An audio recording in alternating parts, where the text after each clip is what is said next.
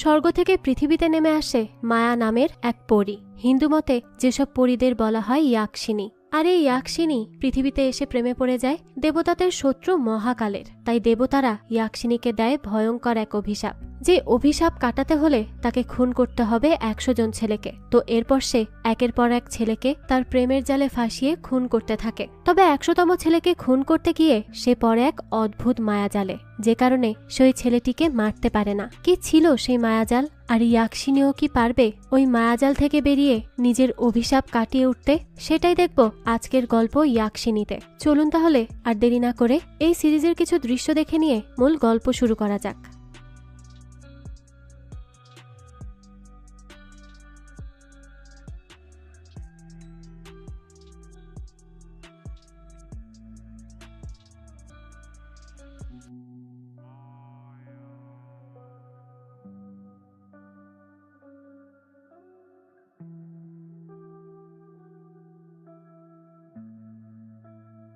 গল্পের শুরুতেই আমরা একজন লোককে দেখি। সে পানির নিচে তার তপস্যা করছিল। আর অন্যদিকে আমরা একজন সুন্দরী ইয়াক্ষিনীকে দেখি, যার নাম মায়া। সে নাচ করছিল, আর তারপর তার কাছে একজন লোক আসে। সে তার প্রতি আকৃষ্ট হয়ে যায় আর তার কাছাকাছি আসার চেষ্টা করে। তখনই মায়া তার আসল রূপে আসে আর লোকটাকে ওখানেই মেরে ফেলে। তো এরপর দেখা যায় সেই তপস্যা করা সাধুকে।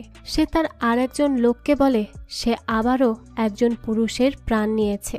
এই পৃথিবীর মায়া থেকে দূরে যাওয়ার জন্য সে আরও একটা খুন করবে, তার আগেই তাকে ধরতে হবে। অর্থাৎ সে ওই ইয়াক্ষিনীর কথাই বলছিল। অন্যদিকে আমরা সেই সুন্দরী ইয়াক্ষিনী মায়াকে দেখি, যে কল্পনা করে তাকে এই পৃথিবীতে এই মেয়ের রূপে অভিশাপ দিয়ে রাখা হয়েছে। তার কারণ সে নাকি একজন পুরুষকে পাওয়ার জন্য পাপ করেছে। এজন্যই অলকাপুরীতে যাওয়া তার নিষেধ। তাকে এখানে থেকেই শাস্তি পেতে হবে। অন্যদিকে সেই তপস্যা করা লোক, যাকে সবাই মহারাজ বলে ডাকে, সে বলে ওই মেয়ে 99টা খুন করে ফেলেছে, এখন তার শেষ খুন বাকি, অর্থাৎ 100তম খুন। আর এই খুন সে তাকেই করতে পারবে যার মৃত্যুর প্রতি ভয় নেই আর ব্রহ্মচারী করছে এমন, অর্থাৎ যে এখনো কোনো মেয়ের সংস্পর্শে আসেনি। তো ইয়াক্ষিনী এই খুন করার আগেই তাকে ধরতে হবে, তা না হলে আমি নিজেকেই বলি দিয়ে দিব। তারপর তার এক শিষ্য ভৈরব বলে, মহারাজ আপনি কি আপনার তপস্যার বিনিময়ে তাকে ধরতে পারবেন না? মহারাজ বলে, পারবো, তবে যখন সে জলপরীর রূপে থাকবে তখন। আর সে এই রূপে থাকবে যখন সে তার শিকার ধরতে চাইবে। আর তাকে এবার ধরতেই হবে, তাই তৈরি হয়ে যাও, আমরা এবার বের হব।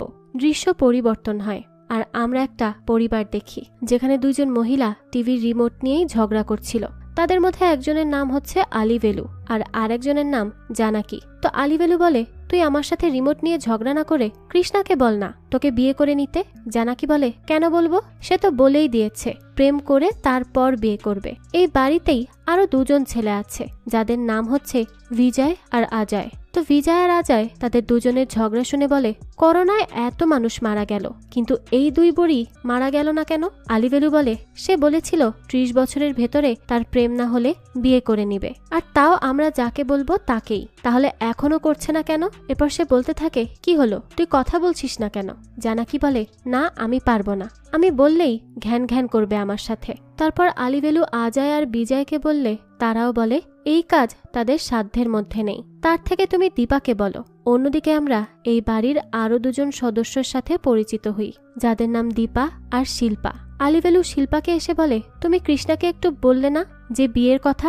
তার তো আজ 30 বছর হয়েই গেল। শিল্পা বলে, আমি পারবো না বলতে, দীপাকে বলুন, তারও তো বলা উচিত। দীপা বলে, না আমিও পারবো না, তাকে আর বিয়ের কথা বলতে পারবো না আমি। আলিভেলু এরপর দীপাকে লোভ দেখায়। পরে দীপা এবং শিল্পা এসে কৃষ্ণাকে ডাকে।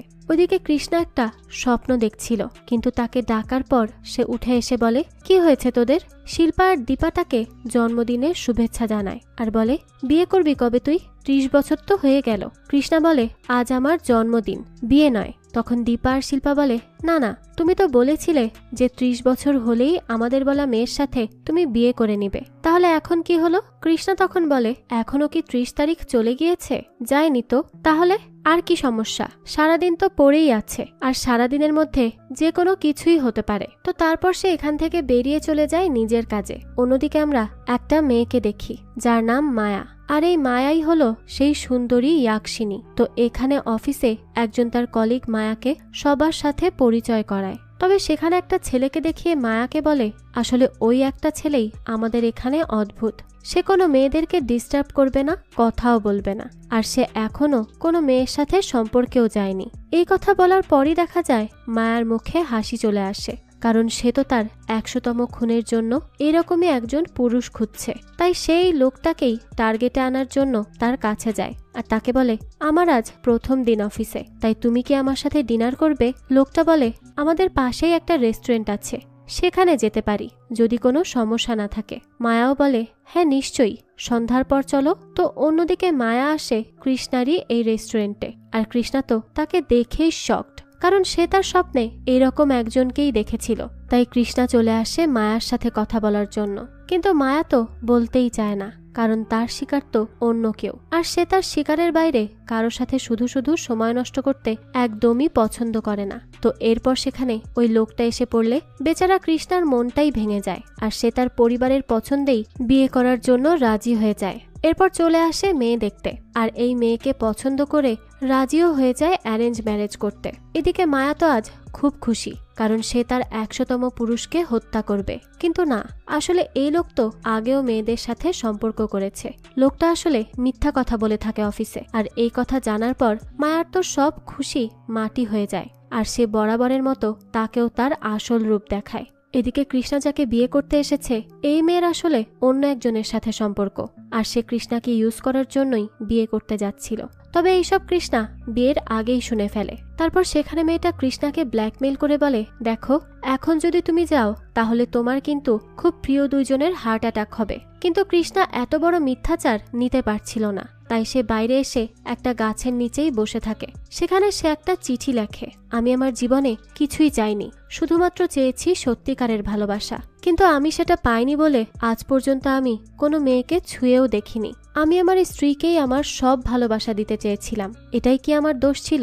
আমি এই মিথ্যাচার নিতে পারছি না, তাই আমি আত্মহনন করতে বাধ্য হলাম। এরপর এই চিঠিটা উড়ে গিয়ে পড়ে মায়ার কাছে, কারণ মায়াও মন খারাপ করে ওই গাছের উপরেই বসেছিল। মায়া সেই চিঠি পড়ে দেখে এই হচ্ছে তার কাঙ্ক্ষিত সেই 100তম পুরুষ। তাই মায়া তাকে ফাঁস লাগানো থেকে বাঁচিয়ে নেয়। আর নিচে এসে মায়া বলে, আমার মনে হয় শান্তিতে মরাও হবে না। কৃষ্ণা বলে, কেন, তুমিও কি আমার মতো মরতে যাচ্ছিলে নাকি? মায়া বলে, হ্যাঁ, কারণ সত্যিকারের ভালোবাসা হয়তো শুধু বইয়ের পাতাই পাওয়া যায়, বাস্তবে এর কোনো অস্তিত্বই নেই। কৃষ্ণা বলে, তুমি তো সেই মেয়েটা না, ওই যে রেস্টুরেন্টের? মায়া বলে, হ্যাঁ, আর আমাকে সেই লোকটা ঠকিয়েছে। কৃষ্ণা বলে, আমি জানতাম, আমার দেখেই মনে হয়েছিল। তো তারপর এখানে কথা বলতে বলতে মায়া বলে, আমি আসলে ভালোবাসা থেকে বিশ্বাসই হারিয়ে ফেলেছিলাম, কিন্তু তোমাকে দেখার পর আবারও ফিরে পেলাম। এইসব বলে মায়া কৃষ্ণার কাছাকাছি চলে আসে আর তাকে নিজের দিকে আনার চেষ্টা করে, কিন্তু কৃষ্ণা তাকে বলে সে আগে ভালোবাসাতে বিশ্বাস করত, কিন্তু এখন আর তার কোনো বিশ্বাস নেই। মায়া বলে, যদি সব সত্যি হয়ে থাকে তাহলে আমাদের আবারও দেখা হবে, আমরা আবারও দেখা করব বারবার, আর তুমি একদিন বুঝতে পারবে সত্যিকারের ভালোবাসা সত্যিই হয়। তারপর সেখান থেকে মায়া চলে যায়। অন্যদিকে আমরা সেই মহারাজকে দেখি, তাকে তার শিষ্য জিজ্ঞেস করে, আচ্ছা, এই ইয়াকশিনীদেরও কি মানুষের মতো কোনো অস্তিত্বের প্রমাণ পাওয়া গেছে? তখন মহারাজ বলে, ইয়াকশিনীদের জগতের নাম হচ্ছে অলকাপুরী, সেখানকার অধিপতি হচ্ছেন কুবের। সেখানকার ইয়াকশিনীদের অসাধারণ ক্ষমতা হয়ে থাকে, তাদের কাজ হচ্ছে এই জগতের সবকিছু রক্ষা করা। যদি তাদের কোনো তপস্যাতে কেউ বাধা দেয় তাহলে রেগে গিয়ে তারা তাদেরকে খুনও করতে পারে। তো একবার এক ইয়াকশিনী খুশি হয়ে একজন তপস্যাকারীকে একটা ফুল উপহার দেয়, যা একমাত্র অলকাপুরীতেই পাওয়া যায়, আর সেই ফুল আমাদেরকে খুঁজে বের করতেই হবে, যার মাধ্যমে আমরা জানতে পারবো মায়া কোথায় আছে। এরপর মহারাজ এখানে অনেক খোঁজাখুঁজি করার পর সেই ফুল নিয়ে আসে। অন্যদিকে কৃষ্ণা তার অফিসে খুবই খুশি হয়ে চলে আসে। তখন তার কলিগরা বলে, কি রে, পাগল হয়ে গেলি নাকি? তুই কি শুরু করেছিস এইসব? কৃষ্ণা বলে, একটা পথ খুললে আরো পথ খুলে দেয় উপরওয়ালা। এটা সত্যি কথা, আমিও পেয়েছি। এখন যদি সব সত্যিকারের হয়ে থাকে তাহলে ভাগ্য আমাদের আবারও মেলাবে। আমার আর কিছু করতে হবে না। কিন্তু আমি তাকে বিশ্বাস করব কিনা জানি না, কারণ কিছু তো গোলমাল আছেই মনে হচ্ছে। তখন তার কলিগরা বলে, তার মধ্যে কোনো গোলমাল নেই, তোকে এবার ডাক্তার দেখাতে হবে, তুই পাগল হয়ে গিয়েছিস। আসলে তার কলিগরা তো কিছুই বুঝতে পারে না যে কৃষ্ণা কার কথা বলছে আর কি বলছে। অন্যদিকে মহারাজ সেই ফুলটা পরীক্ষা করছিল। তখনই তাকে ভৈরব জিজ্ঞেস করে, এসব কাজ করে আপনি কি পেতে চান? মহারাজ জানায়, আমি এসব করে পরিপূর্ণতা পেতে চাই। কুবের শুধুমাত্র এই জগতের অধিপতি নয়, বরং সে হচ্ছে রাবণের বড় ভাই। বহু যুগ আগে সে তার বড় ভাইয়ের হাত থেকে লঙ্কা দখল করেছিল।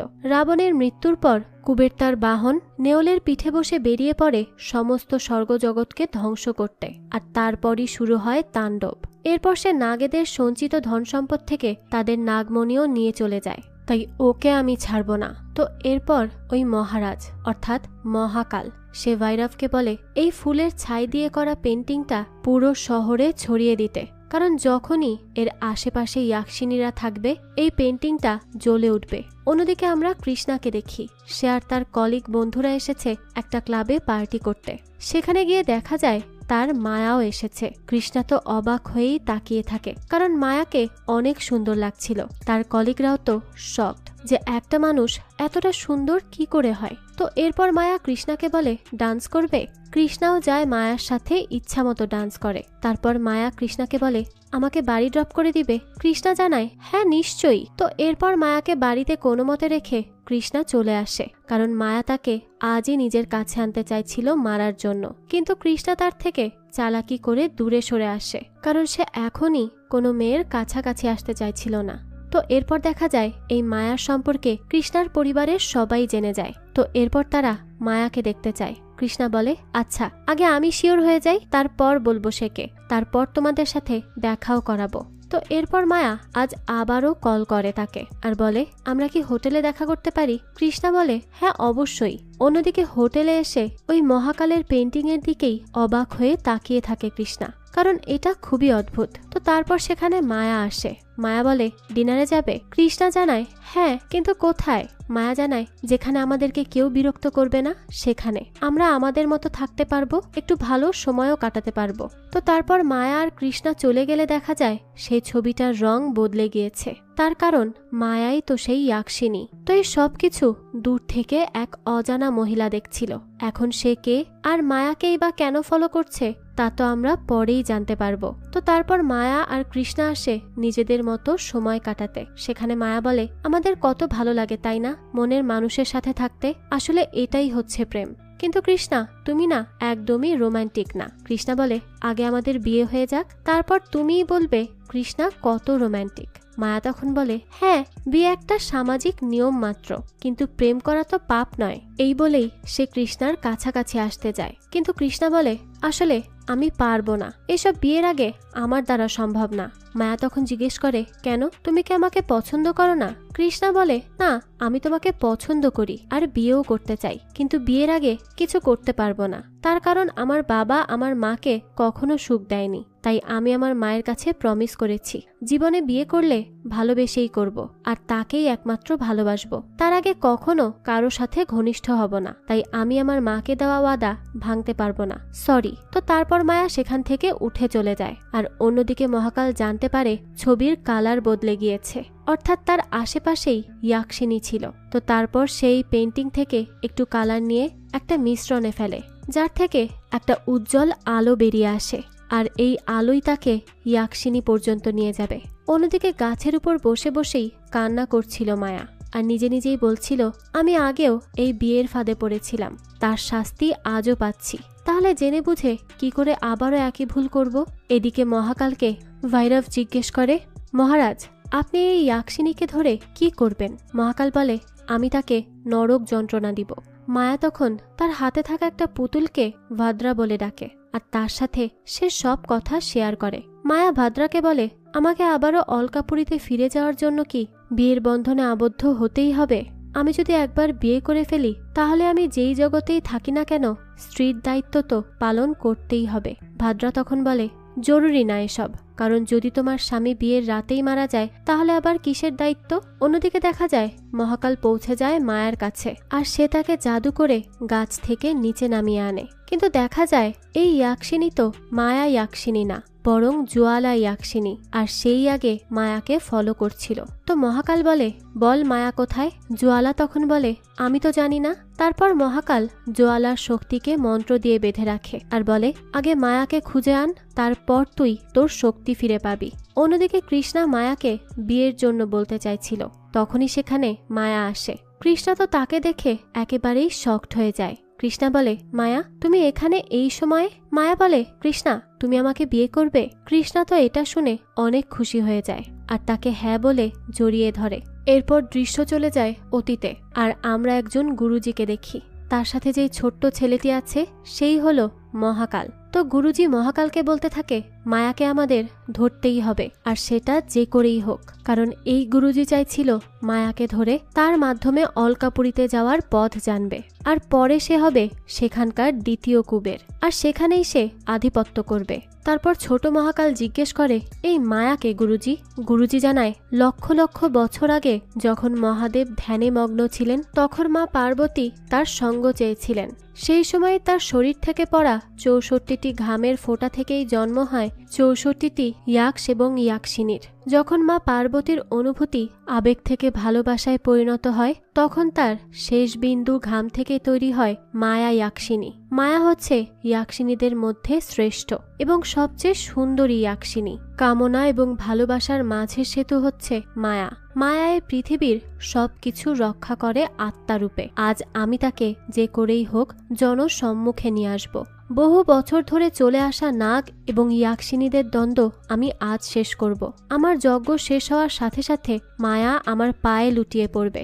আজীবনের জন্য সে আমার দাসী হয়ে থাকবে। তারপর গুরুজি মহাকালকে বলে, এখানে যদি আজ কোনো খারাপ কিছু হয়ে যায় তাহলেও কিন্তু তুমি সামনে আসবে না, সবকিছু লুকিয়ে থেকে দেখবে। আর এরপর মহাকাল লুকিয়ে পড়ে একটা পিলারের পেছনে। তখন গুরুজি শুরু করে তার মন্ত্র পড়া। মায়া তার আওয়াজের মাধ্যমে বলে, এটা কোনো তন্ত্রমন্ত্র করার জায়গা না, তাই চুপচাপ বলছি চলে যাও।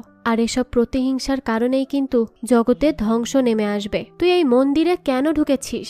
এই মন্দিরে ঢোকাই তো নিষেধ। তখন ওই নাগা গুরুজি বলে, না, আমাকে এরকম হুমকি দিয়ে কোনো লাভ হবে না, আমি আজ কোনোভাবেই যাব না। তোমাকে আমি বলছি আমার সামনে এসে ধরা দাও। মায়া বলে, তুমি এখানে এসে যে পাপ করেছ তার শাস্তি তুমি অবশ্যই পাবে। এরপর মায়া নাগার মাথা ঘুরিয়ে দেয় আর সেখানেই মেরে ফেলে। তো এই সবকিছু দূর থেকে শুধু দেখেই যায় মহাকাল। আর সেদিন মায়াকে মহাকাল প্রথমবারের মতো নিজের চোখে দেখে। সেদিন থেকেই সে মায়াকে ধরার জন্য উঠে পড়ে লেগেছে। অন্যদিকে আমরা মায়া আর কৃষ্ণাকে দেখি। আজ মায়াকে নিয়ে এসেছে কৃষ্ণা তার পরিবারের সাথে দেখা করাবে বলে। মায়া তার সম্পর্কে সব বলে, কিন্তু কৃষ্ণার পরিবারের কাছে মায়ার পরিবারে কেউ নেই বলে তাকে পছন্দ হয় না। কিন্তু কৃষ্ণা বলে, তোমাদের পছন্দ দিয়ে আমার কি কাজ?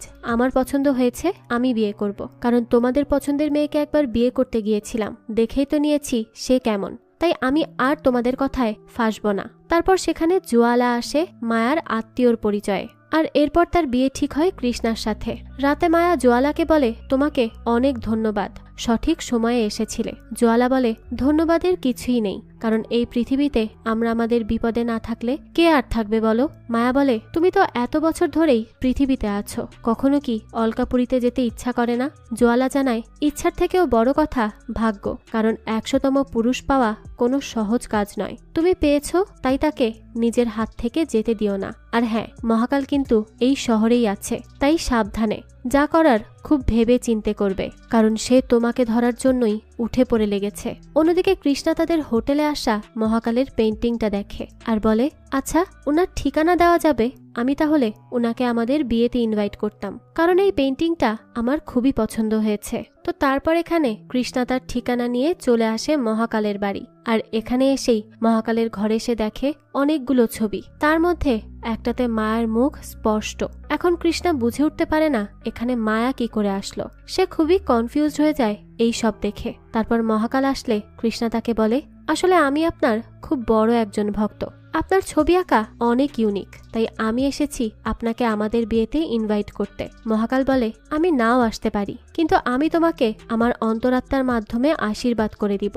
এখন এই সব ভাষা তো ভালোভাবে বুঝতেই পারে না কৃষ্ণা, কারণ খুবই অদ্ভুত ভাবে সে কথা বলছিল। তো তারপর মহাকাল চলে যায়, কিন্তু মায়া তো মহাকালকে মায়ার ছবি সম্পর্কে কিছু জিজ্ঞেসই করতে পারে না। তাই সে উপরে উঠে আসে আর কিছু একটা দেখে পালিয়ে এসে পড়ে মায়ার কাছে। মায়া তখন বলে, কি হয়েছে তোমার? কৃষ্ণা খুবই ভয়ে ভয়ে বলতে থাকে, আসলে আমি একটা জায়গায় গিয়েছিলাম আমাদের বিয়ের ইনভিটেশন দিতে, আর সেখানে গিয়ে দেখি সেখানে একটা রুমের ভেতরে লাশ রেখে কিছু অদ্ভুত রকমের তন্ত্রমন্ত্র করা হচ্ছিল। আমি খুবই ভয় পেয়ে যাই। ওখানে একটা ছবিও ছিল। মায়ার তো কৃষ্ণার কথা শুনে সন্দেহ হয়, তাই সে জিজ্ঞেস করে, তুমি কাকে ইনভাইট করতে গিয়েছিলে? লোকটার নাম কি? কৃষ্ণা জানায় মহাকাল তার নাম। এই কথা শুনেই তো মায়া খুব চিন্তায় পড়ে যায়। তাই কৃষ্ণা বলে, তুমি এত চিন্তায় পড়ে গিয়েছো কেন মায়া? তুমি কি তাকে চেনো? মায়া বলে, না না, আমি চিনি না, কিন্তু এইসব লোককে শুভ কাজে ডাকতে নেই, তাই তুমি তাকে মানা করে দিও। অন্যদিকে মহাকাল বলে, আজ থেকে শুরু করে অমাবস্যা পর্যন্ত আমাকে এই সাধনা করে যেতেই হবে। তারপর আমি মায়াকে বাধ্য করব আমার সাথে পুজোতে বসতে, যার মাধ্যমে অলকাপুরীতে আমার অধিপতি হবে। অন্যদিকে মায়া জোয়ালাকে বলে, আমার মনে হচ্ছে কৃষ্ণার সাথে আমার বিয়েটা হবে না, কারণ কৃষ্ণার সাথে আমার বিয়ে হওয়ার আগেই মহাকাল আমাকে খুঁজে বের করে নিবে। এসব শুনে জোয়ালা বলে, তাহলে কি তুমি বলছো বিয়ে পিছিয়ে দিবে? মায়া বলে, না, তা এখন আর সম্ভব না। এই আসন্ন অমাবস্যার মতো শুভ দিন আমি আর পাবো না, এর মধ্যেই আমার কাজ করতে হবে। জোয়ালা বলে, চিন্তা করো না মায়া, যদি সে তোমাকে খুঁজে পেয়েও যায় তাহলেও আমি আর তুমি মিলে তাকে সফল হতে দিব না। মায়া তখন জানায়, কৃষ্ণা বলেছে মহাকাল এখন এক ভয়ঙ্কর তন্ত্রমন্ত্র করছে সেই গুপ্ত মন্দিরের একমাত্র পথ পাওয়ার জন্য, যাতে করে সে অলকাপুরীতে প্রবেশ করতে পারে। অন্যদিকে সেই লোকটা হুঁশে ফিরে আসে, যাকে মায়া তার শক্তি দিয়ে কোমায় পাঠিয়ে দিয়েছিল, কারণ সে মিথ্যা বলেছিল যে সে কোনো মেয়ের সাথে সম্পর্কে নেই। তো সে হুঁশে ফিরেই জানতে পারে মায়ার বিয়ে কৃষ্ণার সাথে, তাই সে কৃষ্ণার কাছে চলে আসে বিয়ের দিন। আর এখানে এসেই তাকে বলে, মায়া তো কোনো মানুষই না, তাকে বিয়ে করো না, তাহলে অনেক বড় বিপদে পড়বে। কৃষ্ণা বলে, আরে কি সব পাগলের মতো কথা বলছো? তোমাকে ভালোবাসার পর মায়া মারা যাচ্ছিল, আমি তাকে বাঁচিয়ে এনেছি, আর এখন এসে তার বিয়ে ভাঙতে চাইছো? কেমন মানুষ তুমি? হ্যাঁ, তোমার মধ্যে তো কোনো মনুষ্যত্ব বোধই নেই। কৃষ্ণাকে লোকটা কোনো কিছুতেই বিশ্বাস করাতে পারে না যে মায়া একজন মানুষ না। তো এরপর দেখা যায় মায়া এবং কৃষ্ণার বিয়ের দিন চলে আসে, আর সেখানেই হাজির হয়ে যায় মহাকাল, আর তাকে আগেই দেখে নেয় মায়া। তখনই মায়া গিয়ে কৃষ্ণাকে বলে, কৃষ্ণা, সেই পেইন্টার এখানে এসে পড়েছে। কৃষ্ণা বলে, কি বলছো? আমি তো তাকে ঠিকঠাক ঠিকানাই দেইনি, তাহলে আসলো কি করে? কারণ কার্ডে তো 6 নাম্বার রোডের জায়গায় ভুলে 9 নাম্বার রোড লেখা ছিল। মায়া তখন বলে, আমি এত কিছু জানি না, কিন্তু আমরা এখানে মনে হয় না বিয়ে করতে পারবো, কারণ আমি সব অশুভ লক্ষণ পাচ্ছি, তাই প্লিজ চলো আমরা পালিয়ে বিয়ে করি। কৃষ্ণা বলে, কি বলছো? পালিয়ে বিয়ে করব? কিন্তু কি করে? মায়া বলে, আরে আমরা তো শুধুমাত্র বিয়েই করব পালিয়ে, তারপর আবারও বাড়ি ফিরে আসব, কারণ এখানে আমাদের বিয়ে সম্ভব হবে না, আমি নিশ্চিত। তো এরপর মায়ার কথা মতো তারা সেখান থেকে পালিয়ে যায় আর চলে আসে একটা মন্দিরে। অন্যদিকে জোয়ালাকে এসে মহাকাল জিজ্ঞেস করে, মায়া কোথায়? তো তারপর সে এখান থেকে একটা কাগজে কিছু লেখা নিয়ে সেখান থেকে চলে যায়। অন্যদিকে আজ মায়া এবং কৃষ্ণার বিয়েটা হয়েই যায় মন্দিরে। এখান থেকে আমরা মায়া এবং মহাকালের কিছু অতীতের দৃশ্য দেখতে পাই। সেদিন মায়া যে মন্দিরে নাগাকে মেরেছিল, ওইখানেই মহাকাল আসে, আর সে মায়াকে নিজের সাথে লড়াই করতে বলে, কারণ সে মাতা রানীর কাছে যাবে মন্দিরের ভেতরে। মায়াও বলে, তোমার এত জেদ কিসের? হ্যাঁ? মহাকাল বলে, আমার জেদ নয়, এটা আমার সংকল্প। মায়া বলে, তোমার সংকল্প এতই গুরুত্বপূর্ণ?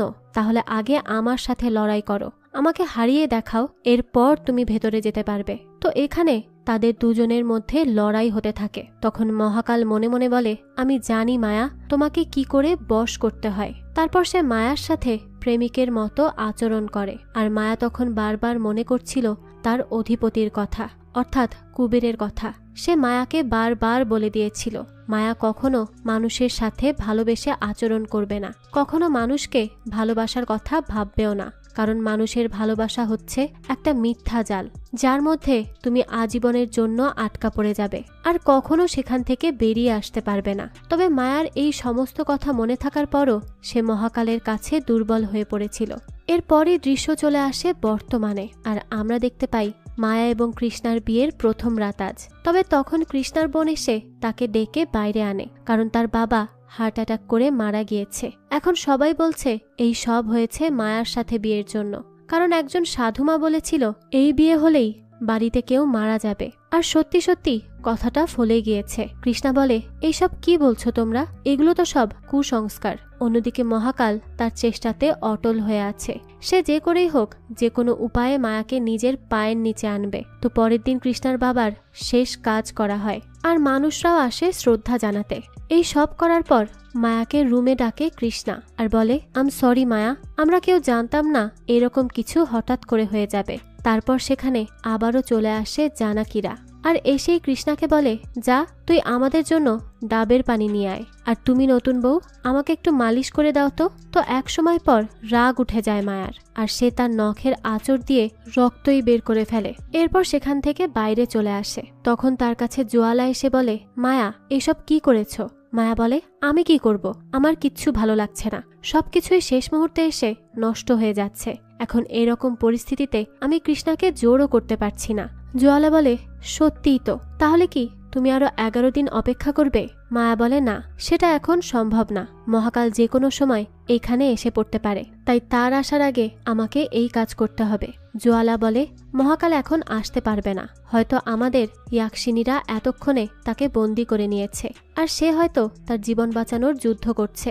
এই অভিশাপ আমাদের শুধু জীবন নয়, আমাদের ক্ষমতাও ছিনিয়ে নিয়েছে, তাই হয়তো এসব তুচ্ছ মানুষের সাথে লড়াই করতে হচ্ছে। আমি নিজের আসল রূপ ধারণ করে এদের সবাইকে চুপ করিয়ে দিতে পারি, কিন্তু আমি তা পারবো না। তখন মায়া একটা বাচ্চার কাছে নোট পাঠায় কৃষ্ণাকে দেওয়ার জন্য, যাতে সে রাতের বেলা তার সাথে বাইরে দেখা করে। অন্যদিকে মহাকাল আছে মুশকিলের মধ্যে। সেই ইয়াকশিনীদের মায়ায় ফেসে গিয়েছে। তবে সে যাওয়ার আগে ভাইরাভকে বলে দিয়েছিল যদি সময়ের মধ্যে সে ফিরে না আসে তাহলে ভাইরাভ যেন এই বইয়ের দেখানো পথেই এগিয়ে যায়। এদিকে রাতের বেলা কৃষ্ণা মায়ার সাথে দেখা করতে আসে, কিন্তু তারা কাছাকাছি চলে আসার আগেই সেখানে তার সম্পূর্ণ পরিবার এসে হাজির হয়, আর তাদের দুজনকে অনেক কথা শোনায় যে 3 দিন হতে পারল না বাবা মারা গেছে, আর তারা এত ব্যস্ত এইসব নিয়ে। তখন কৃষ্ণাকে সবাই বলে দেয় যে আগামী 11 দিন সে যেন তার স্ত্রীর থেকে দূরে থাকে, না হলে কিন্তু ভালো হবে না। তখনই মায়া রাগ করে সেখান থেকে উঠে চলে যায়, আর তার পেছন পেছন কৃষ্ণাও চলে যায়। তখন তার পরিবারের লোকজন বলে, এখনই স্ত্রীর পেছন পেছন ঘুরছে, এর পরে কি করবে? আমাদেরকে তো চিনবেই না, তাই এদেরকে দূরে দূরে রাখার জন্য আমাদের কিছু একটা করতে হবে, অন্তত এই 11 দিন। এরপর দেখা যায় মায়া স্বপ্ন দেখে যেখানে মহাকাল তাকে দেখে হাসছিল। সেই সময় তাকে তার গুরুজি বলে যে মানুষকে ভালোবাসার জন্য তুমি তোমার দায়িত্বকে অবহেলা করেছ, এখন সেই মানুষের রূপেই তুমি পৃথিবীতে থাকবে। এই সব স্বপ্ন দেখে ভয়ে ঘুম থেকে উঠে যায় মায়া। তারপরই মায়াকে একের পর এক কাজে বিজি রাখতে থাকে কৃষ্ণার পুরো পরিবার। রান্না থেকে শুরু করে বাচ্চাদের পড়াশোনাও তাকে দিয়ে করায়। আর এই সমস্ত কাজকর্ম করতে করতে মায়া খুবই বিরক্ত হতে থাকে, কিন্তু তাও এদের এই সব কিছু সে সহ্য করে নেয় নিজের অভিশাপ কাটানোর জন্য। তো এরপর বাড়ি আসে সেই লোকটা যে মায়ার আসল রূপ জানে। এই বাড়িতে তার একটা কাজ রয়েছে, কিন্তু মায়াকে দেখেই সে ভয়ে এখান থেকে পালিয়ে যেতে চায়। তবে মায়া বলে, তুমি এখানে থেকে কাজ করতে পারো, কারণ আমিও কৃষ্ণার বাবার মৃত্যুর দোষীকে দেখতে চাই। আসলে এই লোকটা এখানে কৃষ্ণার বাবার মৃত্যুর কারণটাই বের করতে এসেছে। তো মায়া তাকে বলে, শোনো, তুমি সবই করতে পারবে, তবে আমার সম্পর্কে যেন কোনো কিছু কখনো না শুনি, তাহলে কিন্তু ভালো হবে না। লোকটা বলে, না না ম্যাডাম, আমি তো বোবা, আমি কাউকে কিছুই বলবো না, আমি শুধু আপনার কাজ করব চুপচাপ। এদিকে কৃষ্ণার পরিবারের সবাই বসে গল্প করছিল। তো তখনই সেখানে সেই লোক গিয়ে তার কাজ করে, আর কোনো মতে সব ইনফরমেশন জোগাড় করে বের হয়ে যায়। অন্যদিকে বাইরে এসে মায়া ভাদ্রাকে বলে, মহাকাল অলকাপুরীর সিংহাসনে বসার জন্য প্রস্তুতি নিচ্ছে। সে আমাকে বন্দি করার আগে আমাকে এই পৃথিবী ছেড়ে যে করেই হোক চলে যেতে হবে। তো এরপর পরের দিন মায়াকে সবসময়ের মতো কৃষ্ণার পরিবার অনেকগুলো কাজ ধরিয়ে দেয় তাকে বিজি রাখার জন্য। মায়ারও কিছুই করার নেই, সে কাজগুলো চুপচাপ করে যায়। কিন্তু তার মনে তো ছিল মহাকালের ভয়, কারণ সে তাকে যে কোনো মুহূর্তেই বন্দি করে নিবে, অথচ তার কাজ এখনো শেষ করা হয়নি। এরপর কৃষ্ণা এসে মায়াকে বলে, আমি যাই করি না কেন এদের হাত থেকে পালাতে পারবো না, তাই যেখানে আমাদের প্রথম দেখা হয়েছে সেখানে চলো। তারপর মায়া একটু খুশি হয় আর সে ওখানে যাওয়ার প্রস্তুতি নেয় আর কৃষ্ণাকে জিজ্ঞেস করে গাছের তলায়। কৃষ্ণা বলে হ্যাঁ হ্যাঁ সেইখানে। এদিকে মায়াকে সেই লোকটা এসে জানায় কৃষ্ণার বাবার মৃত্যু তো হার্ট অ্যাটাকের কারণে হয়নি, তাকে কেউ পাঁজরের হাড় ভেঙে তার হার্ট ফুটো করে মেরে ফেলেছে। এই কথায় তো মায়া বেশ চমকে যায়, কারণ এইভাবে তো কোনো ইয়াকশিনী কাউকে মারতে পারে। তো এরপর মায়া বুঝতে পারে এই কাজ অন্য কারো নয়, বরং জোয়ালার। সে শুরু থেকেই মায়ার কাজে বাধা দিয়ে আসছে আর কৃষ্ণার নির্দোষ বাবাকে সেই নৃশংসভাবে হত্যা করেছে, যাতে করে মায়ার কাজ মায়া সহজে না করতে পারে। অন্যদিকে কৃষ্ণাকে তার হোটেলের একজন স্টাফ এসে জানায় তাকে জোয়ালা নামের কেউ ডাকছে। কৃষ্ণা বলে অদ্ভুত, সে এখানে কি করছে? তারপর কৃষ্ণা চলে যায় তার সাথে দেখা করতে। এদিকে রাতে মায়া আসে জোয়ালার সাথে দেখা করতে। জোয়ালা বলে আমি জানতাম তুমি এখানে আসবে মায়া। মায়া বলে তাহলে তুমি এই সব কিছু ইচ্ছে করেই করেছো? জোয়ালা বলে হ্যাঁ করেছি। মায়া তখন জিজ্ঞেস করে কিন্তু কেন করেছো এরকম জোয়ালা? জোয়ালা জানায় কারণ আমি চেয়েছি তুই এই পৃথিবীতেই থাক। আমি অনেক কিছু করেছি, কিন্তু আমিও পৃথিবীতে অভিশপ্ত হয়ে আছি, তাই আমি চাই তুমিও এই পৃথিবীতে থেকে যাও আমার সাথে। এরপর মায়া বলে না, আমাকে তুমি এখানে আটকে রাখতে পারবে না। তো তারপরই তাদের লড়াই শুরু হয় আর একের পর এক আঘাত তারা একে অপরকে করতে থাকে। তারা দুইজনই নিজেদের আসল রূপে আসে আর সেখানেই জোয়ালা বলে তুমি কৃষ্ণাকে ছেড়ে দাও আর আমার সাথে পৃথিবীতে থেকে যাও। এই কথা বলার সাথে সাথে মায়া তার ভয়ঙ্কর রূপে আসে আর এই সময় তাকে এই রূপে দেখে নেয় কৃষ্ণা।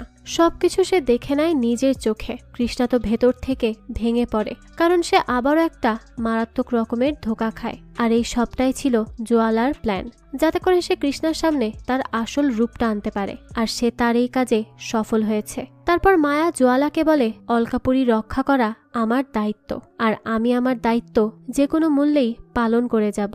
এই বলেই সেখান থেকে চলে যায় মায়া। আর জোয়ালা তখন কৃষ্ণার দিকে তাকায়, কারণ কৃষ্ণার তো অবস্থা খারাপ এইসব দেখে। তো দৃশ্য পরিবর্তন হয় আর আমরা দেখতে পাই মহাকাল এবং মায়ার প্রেম কাহিনী। তখন দেখা যায় মায়া মহাকালকে মন থেকে খুব ভালোবাসে। তো মায়া মহাকালকে বলে তুমি আমাকে ভালোবেসে একটা সুন্দর জীবন উপহার দিয়েছ, কিন্তু আমি তোমাকে এই ভালোবাসা ছাড়া আর তো কিছুই দিতে পারবো না। মহাকাল বলে লাগবেও না, আর যদি কিছু চেয়েই বসি তাহলে কি দিতে পারবে বলো? মায়া তখন বলে আমার জীবন চেয়ে দেখো, তাও দিয়ে দিতে পারবো। মহাকাল জানায় তোমার জীবন নিয়ে আমি কি করব? তার চেয়ে আমাকে একটা প্রশ্নের উত্তর দাও। মনে করো এটা তোমার ভালোবাসার পরীক্ষা। মায়া তখন বলে প্রশ্নই তো বলনি, আর তার আগেই উত্তর চাই? আচ্ছা বলো কি জানতে চাও? মহাকাল বলে আমি জানতে চাই সেই গুপ্ত মন্দিরের পথটা কোথায়। মায়া তখন বলে আমি এর উত্তর দেওয়ার থেকে মরে যাওয়াটাই সহজ মনে করি। মহাকাল তখন তাকে বলে কি হলো, এই একটা ছোট্ট প্রশ্নের সামনেই তোমার ভালোবাসার বিশ্বাস শেষ? মায়া বলে দেখো, এই নিয়ে কথা বললে আমার সততা নিয়ে প্রশ্ন উঠবে, আমার দ্বারা বিশ্বাসঘাতকতা হয়ে যাবে, আমি এটা পারবো না। তখন মহাকাল তাকে নিয়ে আসে নাগ প্রাসাদে, আর যাওয়ার আগে মায়াকে একটা রিং দেয় আর তাকে বলে এটা পরে থাকলে সাপেরা তোমার কিছুই করতে পারবে না। মায়াও তাকে তখন বিশ্বাস করে ভেতরে আসে, আর এখানে আসার পর মায়াকে নাচ করতে বলে মহাকাল।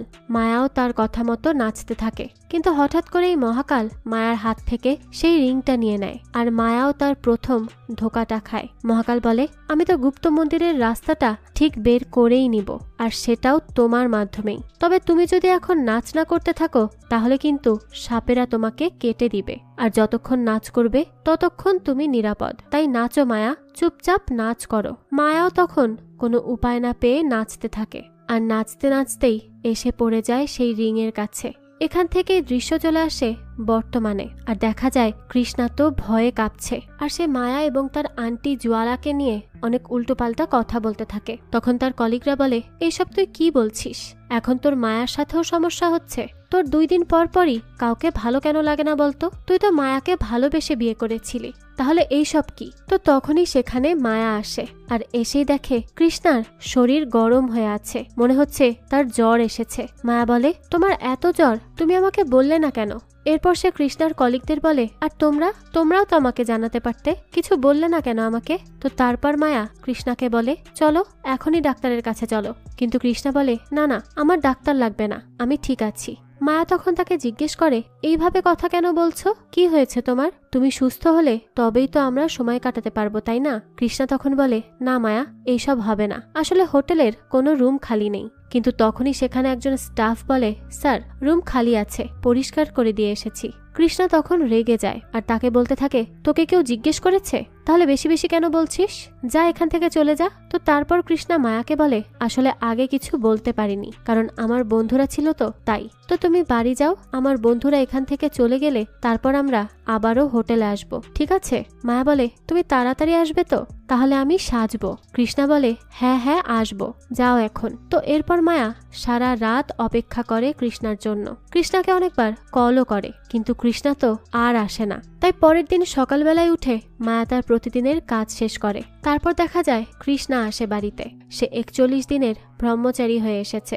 এবার এই কথা শুনে তো তার পরিবারের সবাই বলে, তুই যদি এসব না ছাড়িস তাহলে আমরা কেউই তোর সাথে থাকবো না। কৃষ্ণা বলে, মাত্র তো 41টা দিন, এই 41 দিন সবকিছু মেনে চললেই আমাদের বাড়ির সব সমস্যা মিটে যাবে, আর কোনো দুঃখ দুর্দশা থাকবে না। তো তারপরেও তার পরিবারের কেউই এটা মানতে চায় না। তো এই সব প্ল্যানিং করেছিল কৃষ্ণা যেন মায়ার থেকে দূরে থাকতে পারে, কিন্তু তার পরিবারের কারণে তো এই প্ল্যানটাও ফেল হয়ে যায়। তাই রাতে আসার পর মায়া তাকে জিজ্ঞেস করে, কি সমস্যা হয়েছে তোমার? কৃষ্ণা বলে, কি হবে আমার? আসলে আমি ভয় পেয়ে গিয়েছিলাম, আমাদের বাড়িতে অশুভ ছায়া পড়েছে হয়তো, তাই বাবা চলে গেলেন, সেজন্যই আমি মন্দিরে গিয়েছিলাম। মায়া বলে, আমি জানি কি হয়েছে। কৃষ্ণা তখন বলে, তুমি কি জানো? মায়া তখন বলে, হ্যাঁ জানি, তুমি আর আমাকে আগের মতো ভালোবাসো না, আমার থেকে দূরে থাকার বাহানা করছো সব।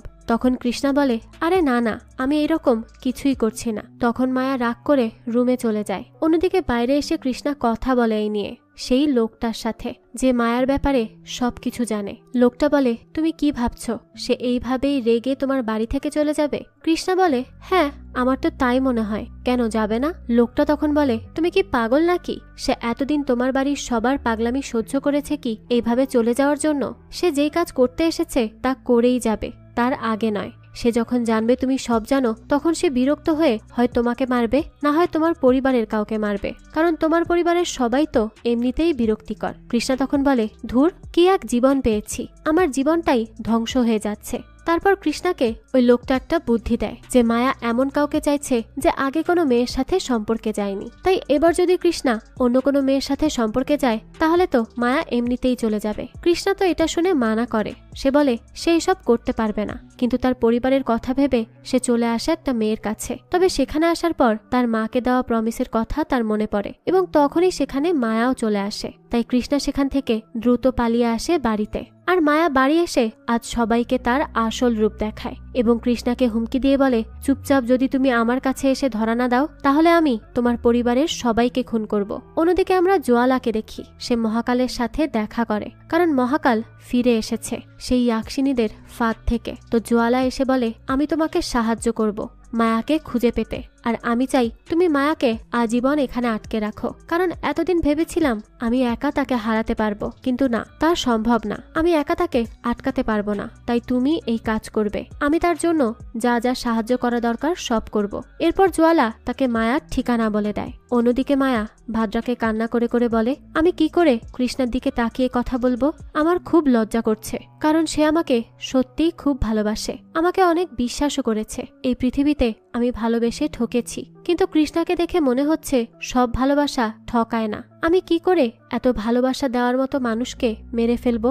তখনই সেখানে চলে আসে কৃষ্ণা। মায়া তার কাছে যেতেই সেখানে হাজির হয় মহাকাল। মহাকাল এসেই মায়াকে মারধর করে সেখান থেকে তুলে নিয়ে চলে যায়। কৃষ্ণা তাকে আটকাতে চায়, তবে তার পরিবারের মানুষ বলে, ছেড়ে দাও, ভালো হয়েছে গিয়েছে। অন্যদিকে আমরা মায়ার অতীতের দৃশ্য দেখি, যেখানে মায়া যখন তার জগতে যেতে চায় তখন তাকে আটকানো হয়, আর তাকে তার প্রভু বলে, তুমি অলকাপুরীতে পাওয়া ভালোবাসা স্নেহ সব ভুলে গিয়েছো এই মানবের জন্য, তাই তোমাকে এই অভিশাপ দেওয়া হয়েছে। তুমি এখন মানবরূপেই পৃথিবীতে বাকি জীবন কাটাবে। মায়া বলে, আমি আমার ভুল স্বীকার করছি, আমি বিপথে গিয়েছিলাম, কিন্তু আমি এরকম আর করব না, আমাকে দয়া করে ক্ষমা করে দিন। কিন্তু তারপরও মায়াকে ক্ষমা করা হয় না, আর তাকে সেদিন থেকেই 100 জন পুরুষকে হত্যা করার কথা বলা হয়। আর 100তম যেই পুরুষ হবে তাকে হতে হবে ব্রহ্মচারী, আর যে আগে কখনো মেয়েদের সাথে কোনো সম্পর্কে জড়ায়নি, আর সে নিজের ইচ্ছাই নিজের মৃত্যু চেয়ে নিবে। তো এই সব কারণেই মায়া এতদিন ধরে কৃষ্ণাকে মারার চেষ্টা করছিল।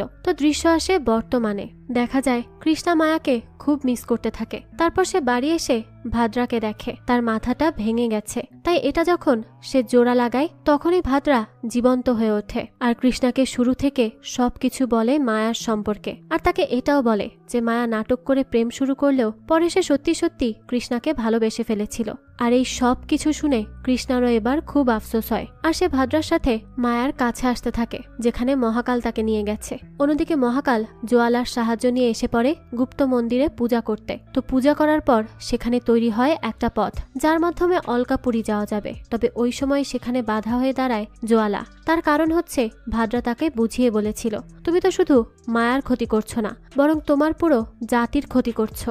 তো এরপর জোয়ালা জিজ্ঞেস করে, যদি একজন অভিশপ্ত ইয়াক্ষিনী অলকাপুরীতে প্রবেশ করে তাহলে তার সাথে কি হবে? তো এরপরই দেখা যায় মহাকালকে আটকাতে জোয়ালা সেই দরজা দিয়ে প্রবেশ করে, যার ফলে সে মারা যায় আর মহাকালও এখান থেকে হারিয়ে যায়। আর এভাবেই জোয়ালা নিজের প্রাণ দিয়ে মায়াকে বাঁচিয়ে যায়, সাথে সাথে পুরো জগৎকেও রক্ষা করে। এরপর মায়া কৃষ্ণাকে বলে, আমি সব নাটক করেছি সত্যি, কিন্তু আমি তোমাকে সত্যি সত্যি ভালোবেসেছি, আমি এখন ফিরে যাব, তোমার আর তোমার পরিবারের কোনো ক্ষতিই হবে না। তখন কৃষ্ণা বলে, কোথায় যাবে? তুমি যেই কাজ করতে এসেছো আগে সেটা করো, আমাকে মেরে ফেলো। তো তারপর এখানে কৃষ্ণা অনেক ইমোশনাল হয়ে কথা বলে যে সে তার কারণেই ভালোবাসা কি সেটা জেনেছে, তাই তাকে মারলেও তার কোনোই কষ্ট হবে না। তো এরপর মায়া তাকে জড়িয়ে ধরে কান্নাকাটি করে।